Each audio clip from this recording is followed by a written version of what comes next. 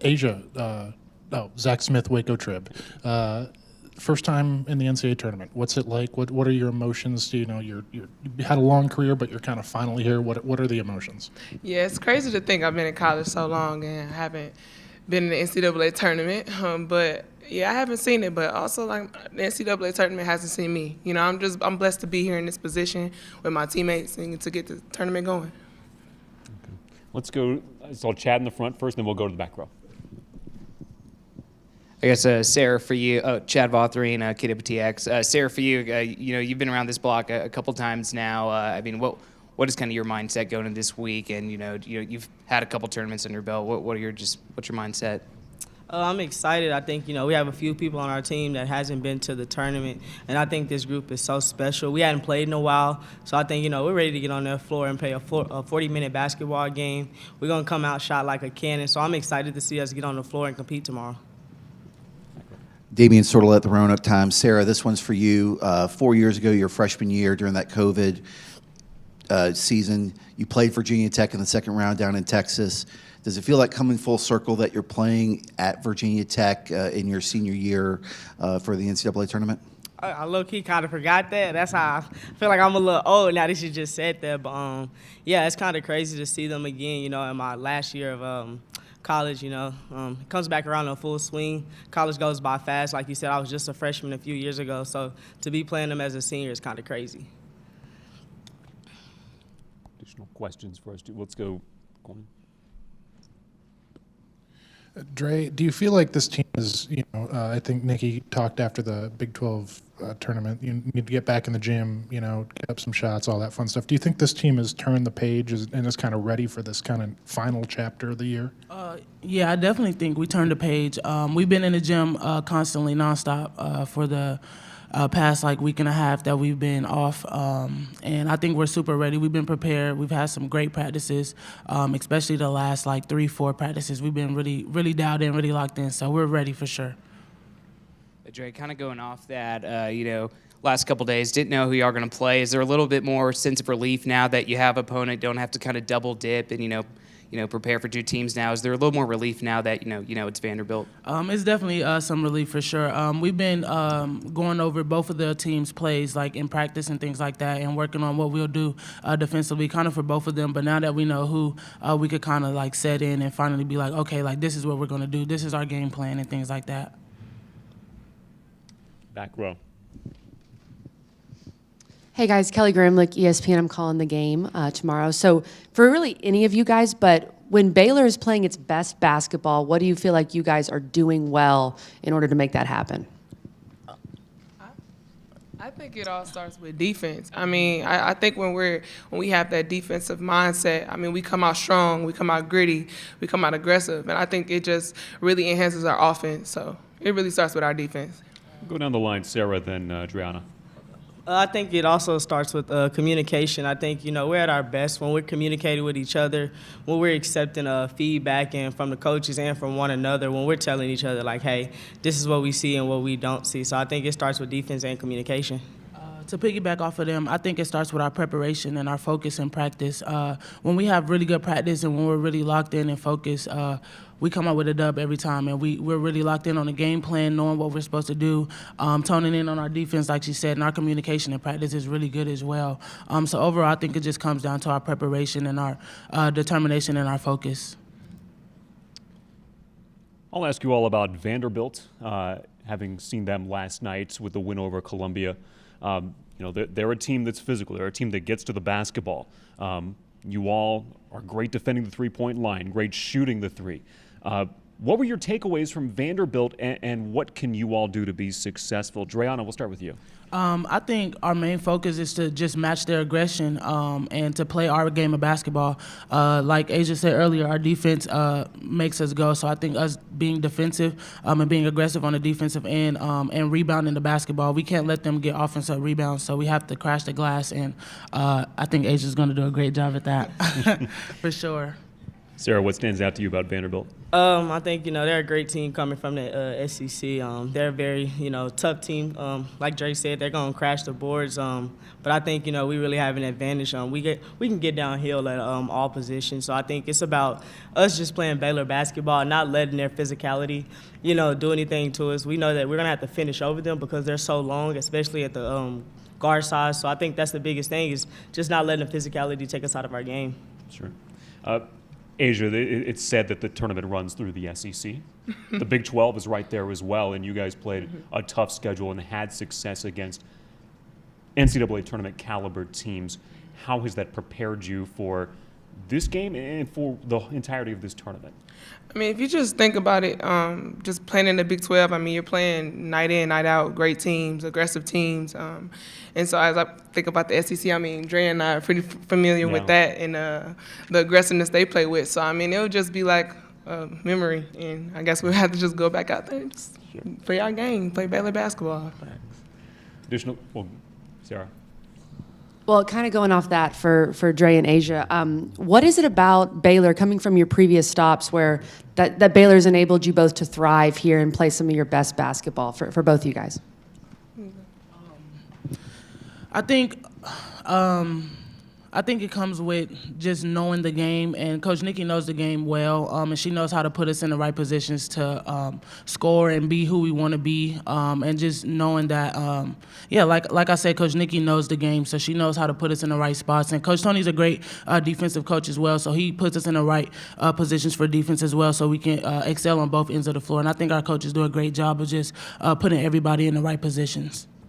Yeah, I just think coming from my former team, I mean, here at Baylor, I mean, I just wanted to take the defensive part of the game more seriously, and I think I've really, gotten better at that part of the game. Just that, and then Coach Nikki obviously put me in the best position possible. I mean, I was playing the 3 in the beginning of the year. She moved me to the paint, and so that's probably where I got to eat more, so. Continuing our Baylor news conference, we are joined by head coach Nikki Collin, making her 11th NCAA tournament appearance as a player and a coach. Oh, wow. You added them all up. Purdue, Marquette, and all the way down to you. Yeah. Wow. Congratulations. Thank you. We'll open up the floor to questions for Coach Collin.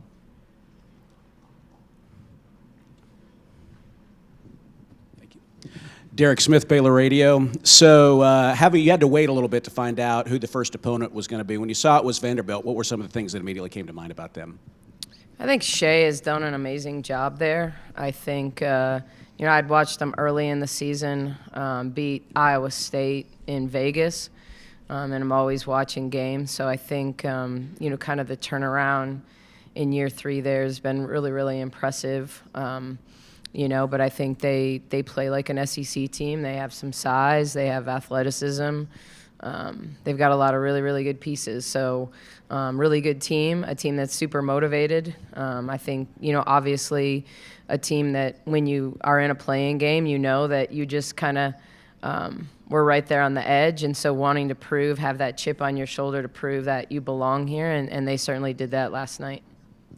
Another question for you. Jada Walker playing in her home state, and I know with her and Janie, you've got a couple of really good ball handlers. You can do different things with them. How does that allow you to play to Jada's strengths in the tournament? Yeah, hopefully, I think Jada's a player that does a good job playing downhill. Certainly someone that needs to get a piece of the paint regularly, and I think the 2 weeks we've had kind of leading up to this has been good, getting her back in the gym and getting, a lot of comfort in that pull-up jump shot, which I think is as good as really anyone in the country when she searches it. Certainly we feel like we're going to have to play downhill and who we are. We're at our best when we're playing with pace and transition. So a lot of that starts with her.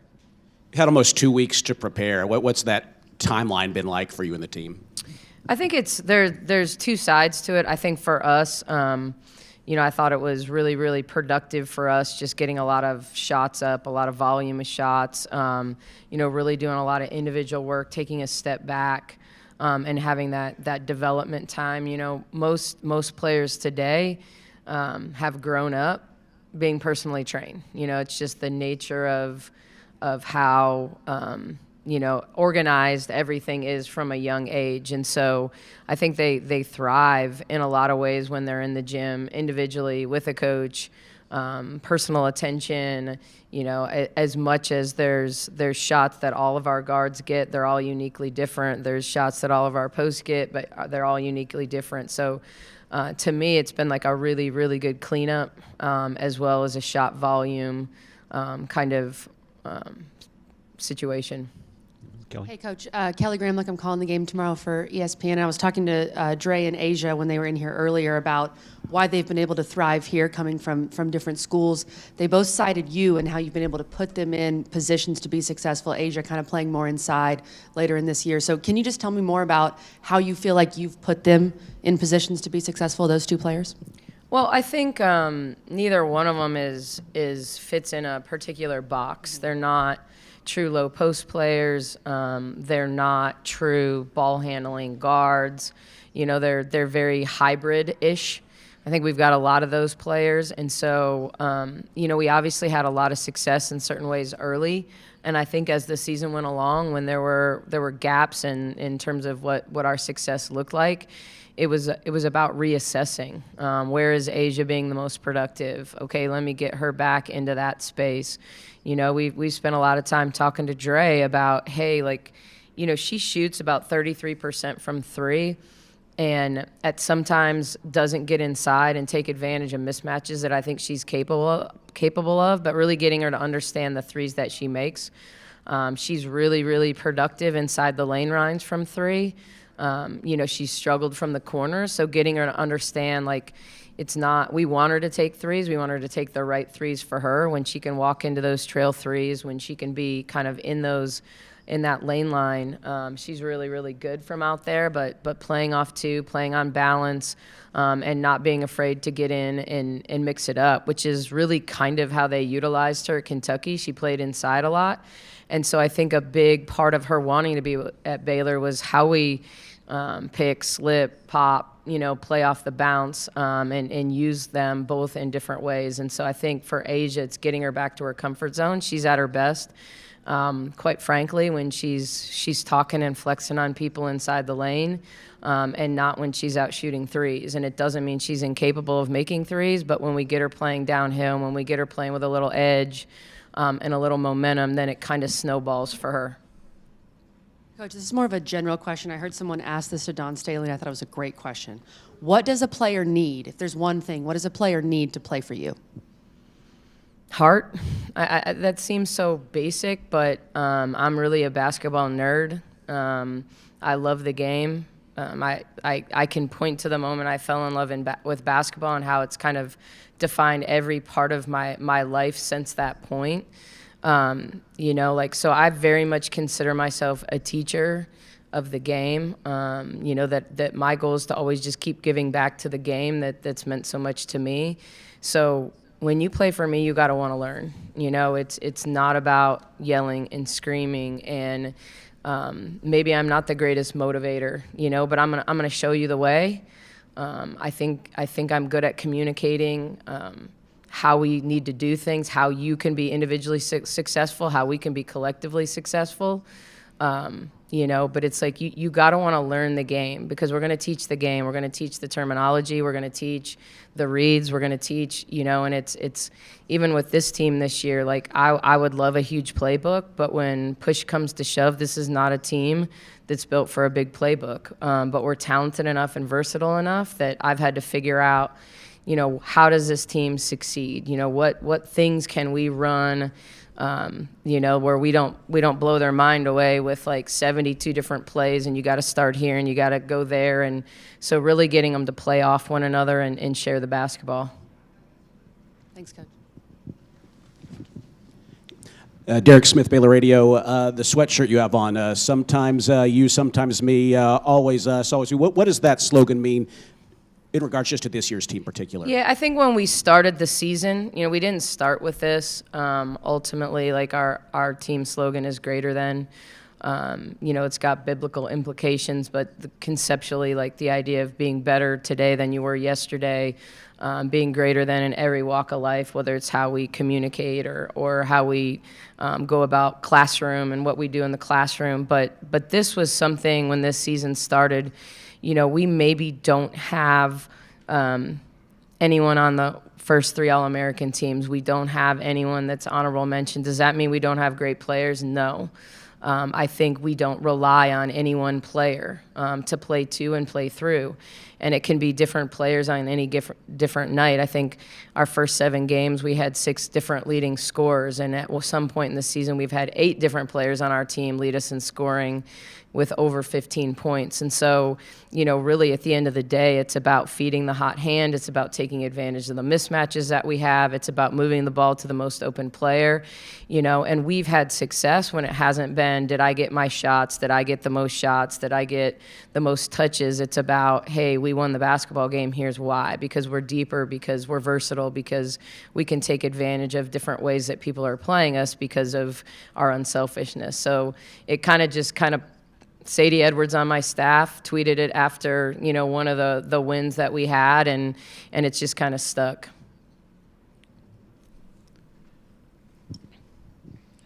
Coach, how cool is it for someone like Jada Walker to be able to play a little bit closer to home than Waco, Texas? Yeah, in the old days, and it really is the old days when, the transfer portal wasn't what it is, and I think you tried when you signed a player, you usually committed to the family that if they were from far away, that you would try to find a way to get back and play somewhere close to their home. But that in today's environment, that's really hard to do when you have players for 1 and 2 years. And so, you always you always still needed to get a team to be willing to play you in that area. And so this is, I know she was excited, and I didn't even think about it when it went up on the board, but she's like, that's home. Like, I get to go home. So I know as a coach's kid, she's moved some as well. So, but ultimately, I think it's exciting for her to be near more friends and family. Okay, I don't know if this has been asked. I know we got a great game last night, obviously, with that's a March Madness game, but in terms now that it's Vanderbilt, is there a sense of relief that, it's just one team now and, now we have full focus on them for this, next 24 hours? Yeah, I was just hoping with the game starting at 9 and it got close that they were going to play into overtime and maybe triple overtime and, set some kind of NCAA record and we'd be playing past midnight and by we, not me. And so, no, it was a great game. I think that was the biggest challenge of seeing the bracket come out. You've gone 10 days without an opponent to prepare for, and you still don't. And so you're weighing, not wanting your players to think you're guessing. And over time, the more you watch both teams, the more you realize it's going to be a close game, and predicting a winner is tough. I thought Vandy did a great job on shoe, but if she has a typical that game could have looked different if she has just a typical game for her. And so credit to Vandy for taking her away and doing what needed to be done. They played through the paint. I thought their offensive rebounding and their shots at the rim, besides Moore made every big shot in the game. I thought she was phenomenal in terms of taking and making and keeping the game, the distance there. But it does feel good. We've been watching both teams, but now you can actually kind of say this is who we're playing, these is their tendencies, these are, as opposed to kind of alluding to things that you're working at that could be, hey, both these teams run zoom action, both these teams run, so you're working on some things that were commonalities, but obviously when it comes to player personnel, these two teams look different. Is there a team y'all have had this year that maybe is similar to Vanderbilt, or what teams come to mind maybe? Oh, man. I hate getting put on the spot. I don't know. I mean, they I think the thing about them is, you've got, we see players, like Jackson's a relentless offensive rebounder in our league. So, it's kind of like you're trying to get your team to understand that Washington is going to go to the offensive glass the same way that Jackson did, and how important it is to, she's not just going to go, but she's going to get her hand on balls. When you do block her out, she's going to tip them. And so, you kind of try to compare that. To me, they're an execution team. Their execution actions are not that dissimilar from Iowa State. A lot of stuff in the middle channel, a lot of tunnel action, whether it's rescreens or, so there's they have a lot of different sets, but ultimately the ball tends to stay in the middle channel. There's a lot of screens with Moore and Washington in them,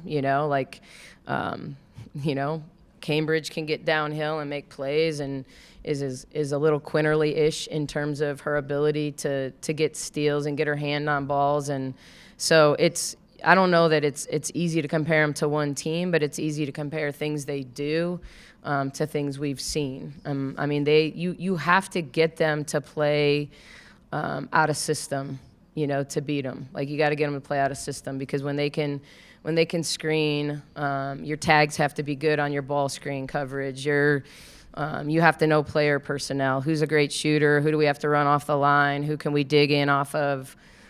Things like that. So, I think that's kind of what we're used to, though. Like, we're not a light scout team. I don't know. Our players probably dislike it, but we probably over scout. So they're used to that.